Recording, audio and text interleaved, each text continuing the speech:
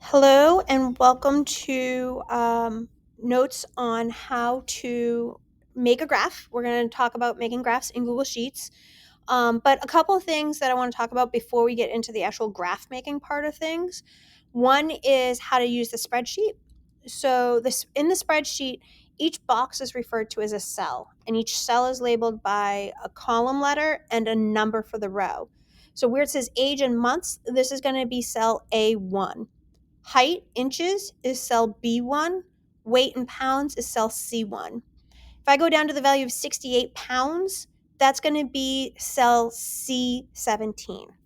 And that's important because as you start getting into trying to make graphs and do formulas and stuff like that, that's how the formulas and everything refer to things. Okay.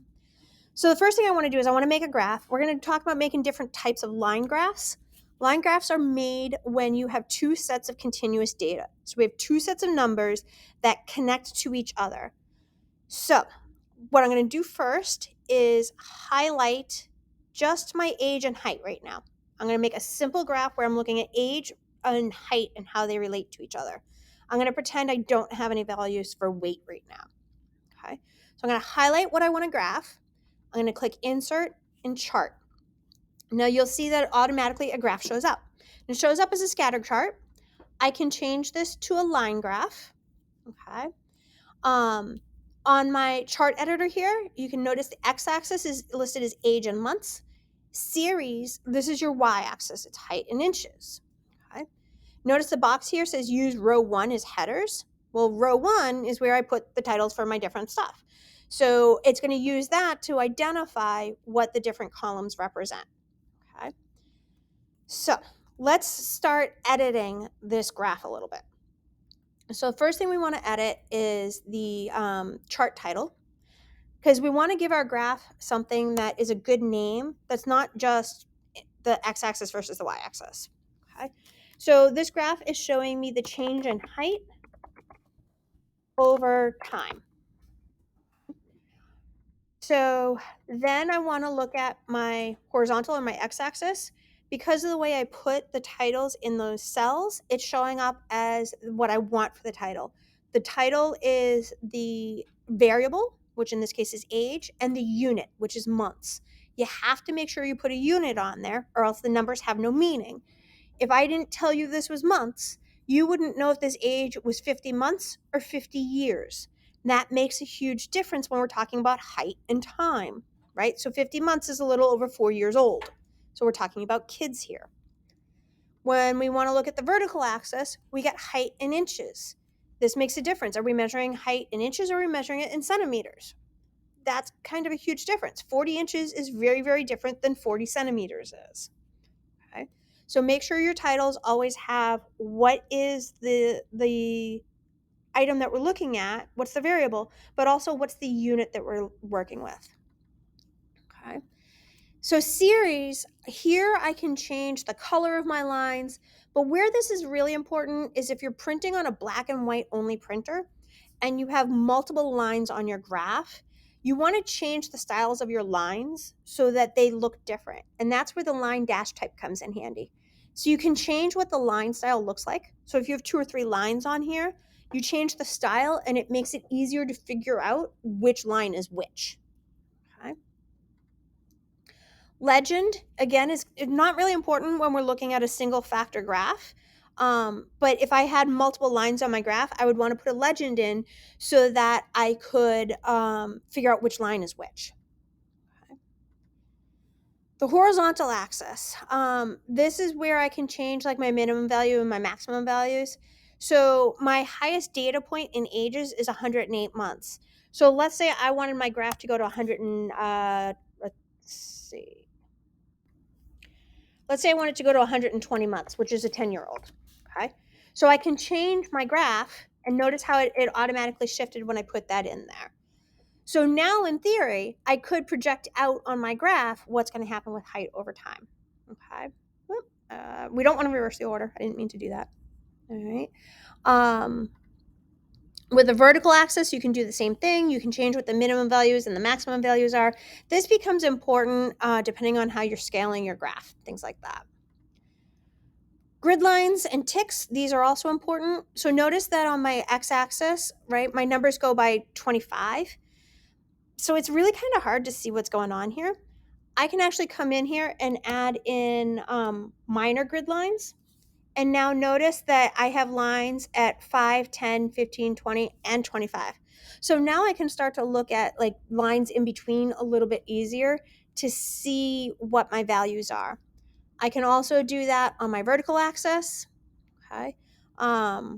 Go with, I want step, go with a step of 5. And now I've got the same thing, 20, 25, 30, 35, 40. Okay.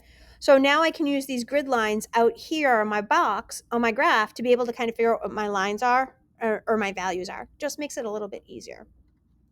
Okay. So this is a simple graph of age versus height. Now let's say I wanted to go back and I wanted to add in data on weight. There's a couple of things I can do with this. I can click Add Series. So when I click Add Series, I'm going to select Data Range. And now I'm going to highlight my weight column and click OK. You'll notice what it did is it overlaid my line right on top of my other graph, which in this case isn't that bad because my numbers are fairly similar. So that's not that big a deal. We'll talk more about that in a second. But notice I also got a legend up here now. That's important. Remember we said that we need to have our legend so that we can figure out which line is which. If we're printing in black and white, I need to go to my weight line and I need to change it to a different style of line so that I can figure out what my line is. Okay. So I want to pick a line that's going to look really different from the one that's already on there. Okay. So now I can identify my two different lines. So this is, but also I need to go back. I need to change my title.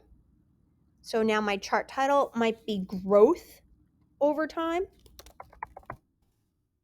right? Because now I'm looking at growth in height and growth in weight. So this is growth over time. But notice that my y-axis title is now wrong. My y-axis says that it's for height when it's really height and weight. Okay. So what I want to do is I want to go back to my series and change my axis from the left axis to the right axis. Okay. Now notice it's put a set of numbers on the other side. I still have my line. I still have that stuff. It's put another set of numbers on the other side though. And that's important. What I'm going to do is I'm going to go back. I'm going to have a right axis. This is where my weight in pounds is.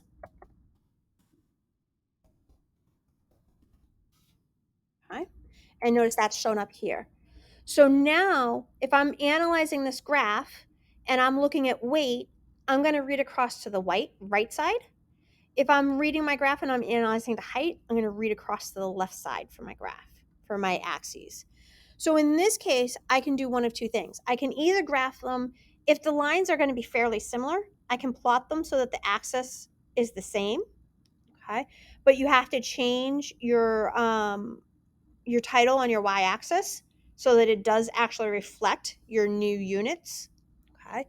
Or I can make it, if my numbers are different enough, maybe my scale here actually goes from 100 to 200 instead of 0 to 80, in which case I want to have a different scale than I have on the other side. And so I would rather have my other axis on the other side. So whether you're going to have two separate vertical axes is really dependent on the difference in the scale between the numbers. Okay. But you can see by looking at this, even with the scales, we see an increase in growth over time. Okay. So this is the end of this short little video. Hopefully this was helpful. Feel free to pop in and ask questions if there was anything that I didn't clarify.